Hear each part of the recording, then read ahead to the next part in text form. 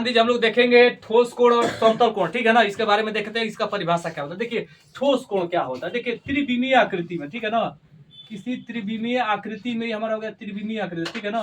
तो किसी त्रिविमीय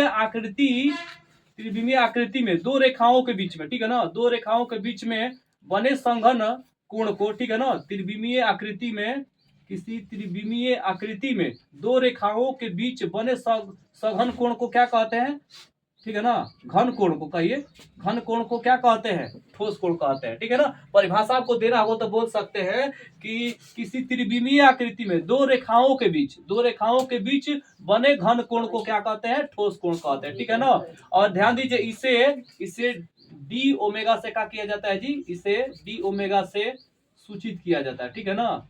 सूचित किया जाता है, ठीक है ना, सूचित किया जाता है, ठीक। और इसका मात्रक हमारा ध्यान दीजिए क्या होता है, स्टेरेडियन होता है, ठीक है ना, स्टेरेडियन होता है, ठीक है ना। अब सवाल है कि समतल कोण किसे कहते हैं, ठीक है ना। इसको देखते हैं। देखिए क्या होता है, किसी सरल रेखा, ठीक है ना, किसी सरल रेखा पर, ठीक है ना, समतल, ठीक है ना, समतल रेखा कह दीजिए, समतल रेखा पर दो रेखा क्या होता है, झुका रहता है, ठीक है ना। दो रेखाओं के झुके कोण को, ठीक है ना, दो रेखा का होता है झुका रहता है, ठीक है ना।